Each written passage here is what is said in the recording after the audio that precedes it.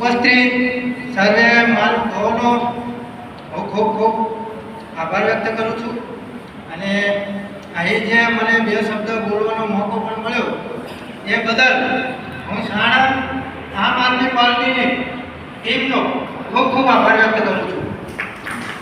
ઉમેશભાઈએ કાંતાણીવાળા માસણાની વાત કરી તો એની અંદર હું બે શબ્દ વધારે કહીશ કે ત્યાં હાઈકોર્ટનો ઓર્ડર 2021ની અંદર મળી ગયો છે કે એક જ્યાં પાણીનો નિકાલ છે ત્યાં જવા દેવું પાણી અને બીજું કે જ્યાં પણ ગ્રામ લોકો ચાહે ત્યાં પાણી જવા દેવું. પરંતુ આ વિધાનસભાની અંદર આપણા કનુ પટેલ 2000 વીઘા જમીન ચાચણી વાસણાની અંદર મોલ સાવ જતો રહ્યો. આ દિવસ સુધી ત્યાં એક પણ વ્યક્તિએ, ચાહે ભાજપ હોય કોંગ્રેસ હોય, એક પણ વ્યક્તિએ ત્યાં મુલાકાત લીધી નથી. અમે ક્યાં ગયા, લોકો ટ્રેક્ટર લઈને અમને લેવા ગયા, ચાહે કુલદીપસિંહ હોય, ઉમેશભાઈ હોય, અમારી આખી ટીમ ત્યાં ગઈ હતી. પરંતુ એ લોકોએ એવું ના કીધું કે આપણે ભાજપ વાળા આવ્યા કે કોંગ્રેસ વાળા આવ્યા. પહેલા વ્યક્તિએ એમને એવું કીધું કે આપણે આમ આદમી પાર્ટી વાળા આવ્યા. ખરેખર આમ આદમી પાર્ટીને જ્યાં પણ લોકો તકલીફમાં હોય ને ત્યાં જઈ અને ખાલી પડખે ઊભું રહેવાનું છે.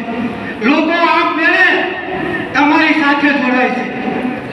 અમિત શાહનો વિસ્તાર છે નહીં, કંપનીઓની અંદર કરોડોનું ફંડ એમને આવે છે, પરંતુ આ અમિત શાહ ટકલું ને આ કરોડોનો ફંડ મળતી પાર્ટીનું જે કાંઈ છે પણ અહીંયા ખેડૂતો જે હેરાન થઈ રહ્યા છે એ દેખાતું નથી. તો હું અમિત શાહને કહેવા માંગુ છું કે ખરેખર આ જો ભાજપ સરકાર ખેડૂતોની વિચારતી હોય તો 2-2 વીઘા અને 2-2 હજાર વીઘા ખેડૂતોનું મોલ જતું રહે છે, તો કેમ આ સરકાર ખેડૂતોને એક પૈસા નથી આપતી?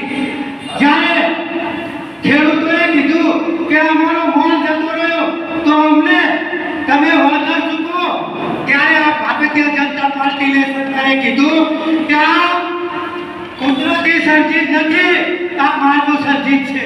તો એને અકલ મઠાવો, અકલના આંધળાઓ, તો તમને ખબર નથી પડતી? આ ખરેખર માનવ સર્જિત હોય તો એ ટકલું, એ ભાજપ વાળો, તમને ખબર નથી પડતી કે આ કંપની વાળાએ આ દિવાલ કરી છે, તો આપણે આ દિવાલ તોડી અને આ લોકોની વેદનાની અંદર કામ કરવું જોઈએ. પરંતુ આ લોકોને એવી ખબર નથી, આ ભાજપના ભ્રષ્ટાચારી નેતાઓને એવી ખબર નથી પડતી કે 2-2 વીઘા આ મોલ જતો રહ્યો છે. તો આ દિવાલ પાડી અને તમારે ભ્રષ્ટાચાર કરવો હોય તો ખેડૂતો પર શું મજબૂત રાખો છો? તમે એક કંપનીઓને બચાવવા માટે ખેડૂતોને શું પાયમાલ કરો છો? હમણાં આપણે જોયું નગરપાલિકાની અંદર આમ આદમીની પાર્ટી દ્વારા આવેદનપત્ર આપવામાં આવ્યું અને ખરેખર એ આવેદનપત્રનો એટલો પ્રભાવ પડ્યો કે ભાજપના લોકો, ભાજપના ભ્રષ્ટાચારીઓ તરત કામ ધંધા લાગી ગયા. હતો ત્યારે ભાજપ વાળા આમ આદમી પાર્ટીને એવું કહેતા હતા કે કુલદીપસિંહ કઈ વાત અમારે કામ કરવું અને અકલ મઠાવો તો અત્યારે દેખાતું નથી.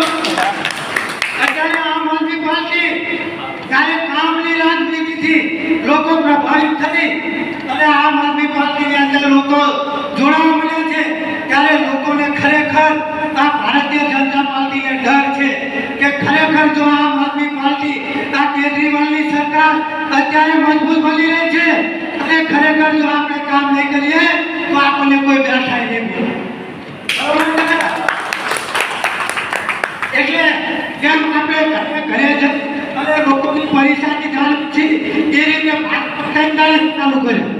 સાણંદની નગરપાલિકામાં 2-3 લાઈ અને થોડો ખમો કરાવવા માટે કુલદીપસિંહ મને એટલે કહેતા હતા કે અમે આવેદનપત્ર આપ્યું ને એટલે તરત ગામો ગામ નાખવાનું ચાલુ કર્યું.